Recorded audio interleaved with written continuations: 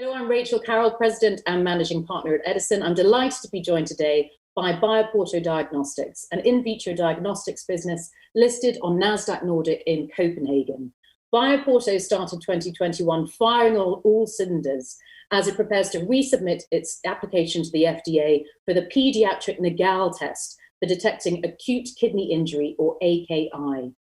Here to talk to us today about the NGAL test and exciting developments for the company in 2021 is CEO Peter Eriksen. Peter, welcome. Thank you very much, Rachel. Always a pleasure. So, Peter, for those who aren't familiar with BioPorto, perhaps you can start with a brief overview of the company. Yeah, BioPorto have been established more than 10 years ago and focusing on antibodies. And over the last couple of years, we have focused to becoming a biomarker company and primarily focusing our first real product will be the NGAL test. As Rachel described, it's for acute kidney injury. And we do believe that the focus of BioPorto is to make faster, more specific tests.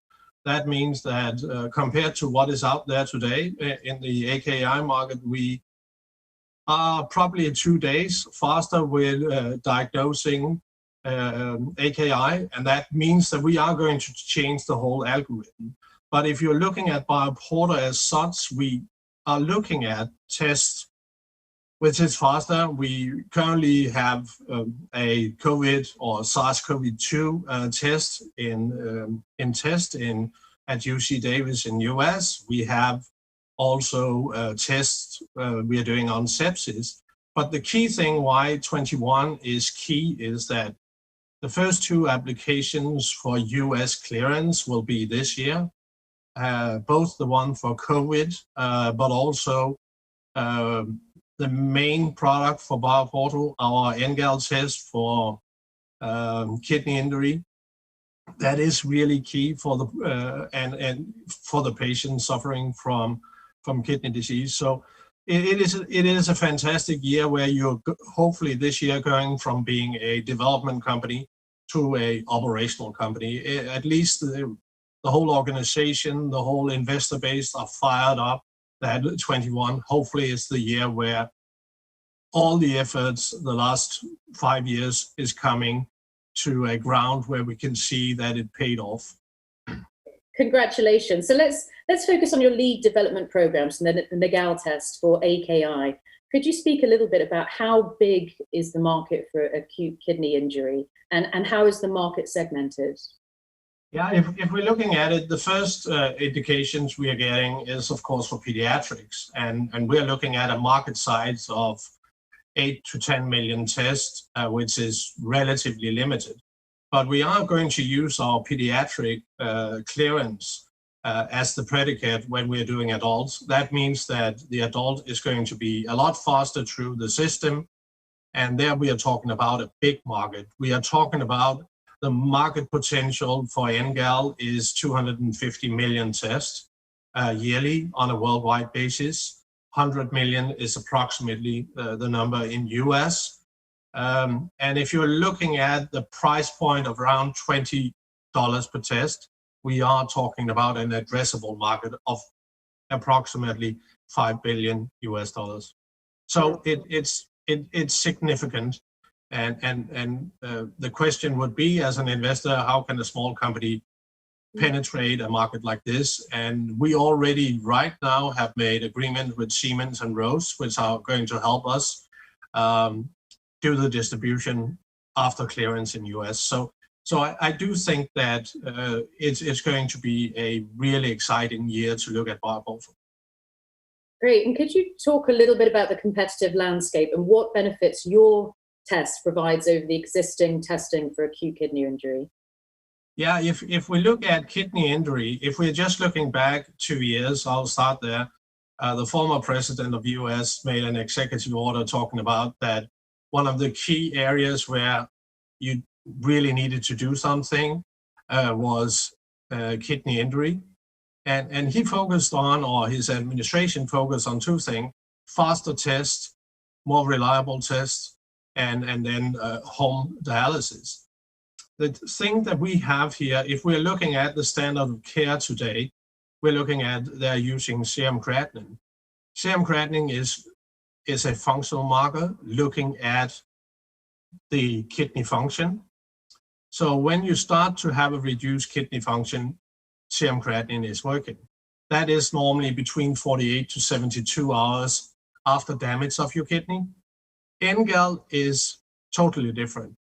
We can measure the damage point. So after 2 hours after damage, and if your NGAL level is over a certain number, then we can predict with a high certainty if you're going to have AKI or not.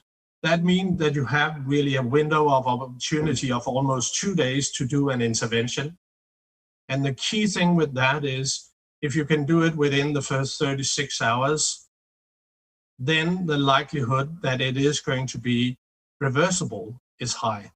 So it really means that you're getting 2 days where you can do interventions. There is not today a wonder drug, but there is some simple things you can look at. You can look at the fluid balance in your body, and you can look at what kind of medication you're getting. Because a lot of the AKIs today is either after surgery, too little fluid, but also because of the pharmaceutical that you're getting. And we have seen that there is a huge raise in what they call toxicity in connections with AKI, and that is mainly caused by different drugs combinations. And I do think that if you can do that very fast and look at what drugs are this patient getting, that you can make a change. So we do hope, and that's of course the next part of what we are going to, is to look at what outcome are we getting out of this. Right now we are of course getting cleared that it is measuring what we are saying it's going to measure, but the next thing is of course the outcome, because in any other diseases in the world, if you're looking at cancer, early detection means that you have a higher likelihood to survive or getting well out of it. And we do believe that AKI is the same. If you're detecting it early, that you really have the opportunity to avoid that you are going to have permanent damage to your kidneys. So I think I can quote a little my meeting with National Kidney Foundation where they're saying this is going to be game-changing. And we do believe that it's going to be game-changing, that it's changing the whole paradigm, how you're going to treat patients. That's tremendously exciting and game-changing for the business as well, as you move, as you said, from development phase to commercialization phase. So in terms of the regulatory pathway, could you describe what pathway are you taking for the NGAL test? And when are you expecting to submit the application?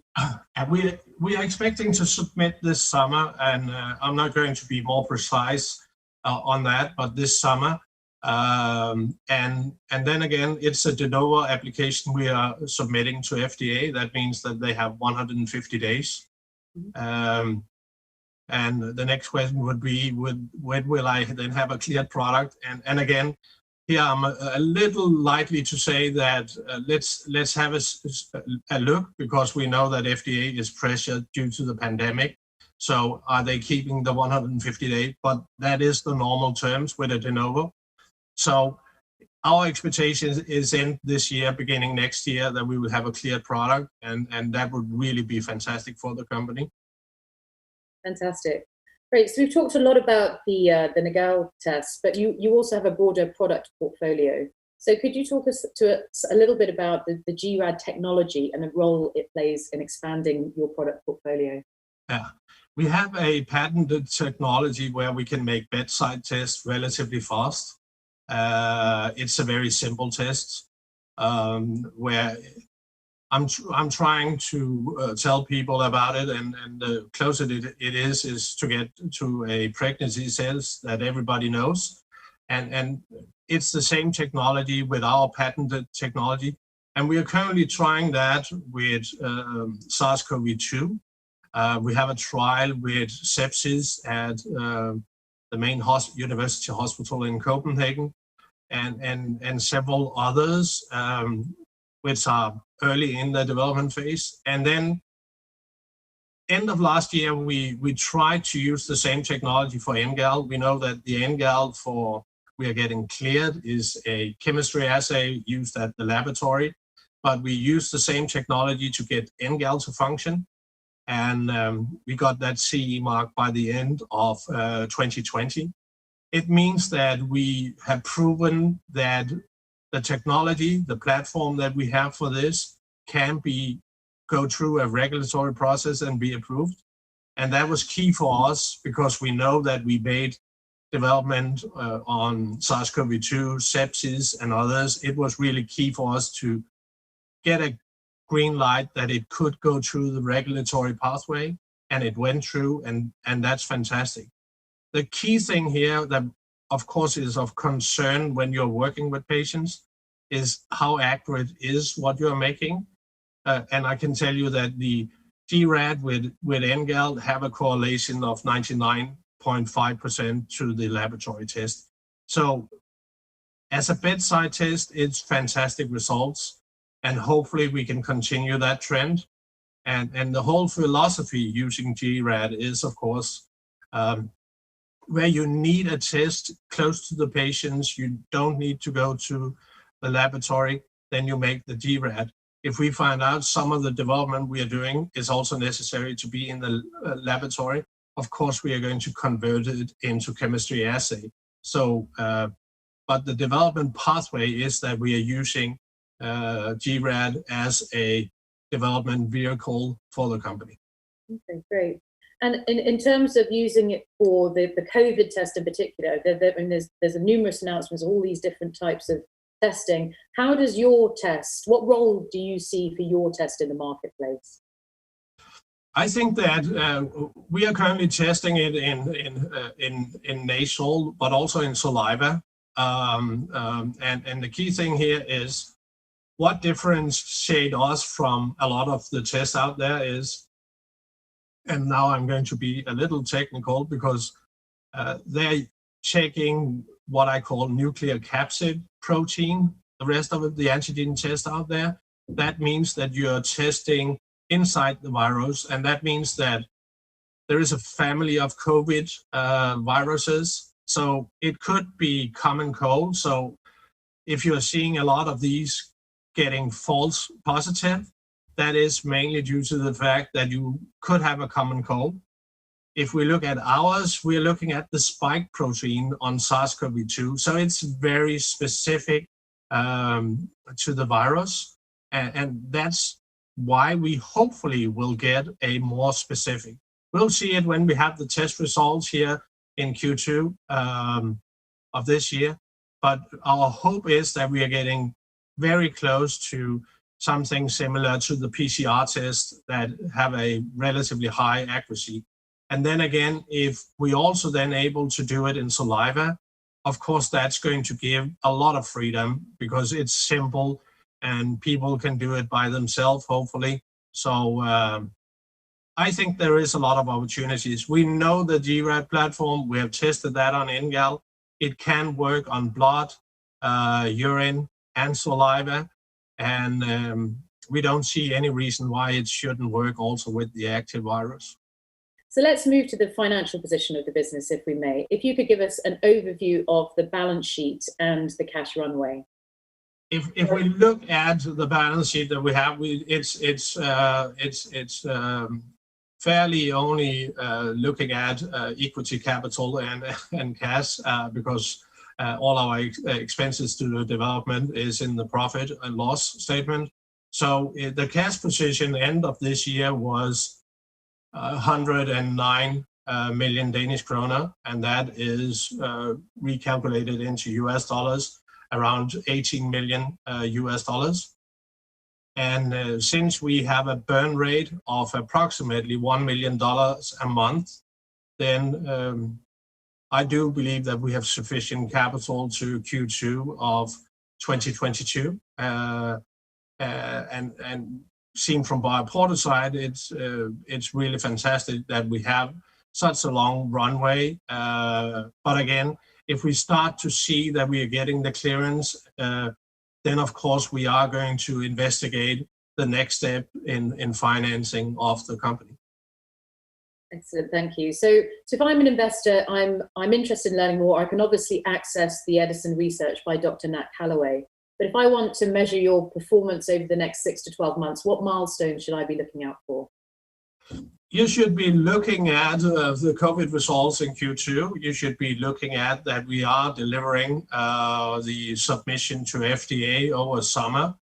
That's probably some of the key things. And again, we are trying to be very open about what is going on. So just follow the news stream on bioporto.com or follow some of the things that we are doing together with Eriksen. Then you will get the update about the progress that we are looking into. But again, the really key triggers here is the COVID and the submission. The big one is the submission of pediatric data to FDA. Peter, it's been a pleasure to speak with you. Thanks so much for joining us today. Thank you very much, Rachel. Great. And if you'd like to learn more about BioPorto, please go to the Eriksen website where you can freely access all of our research. Thank you.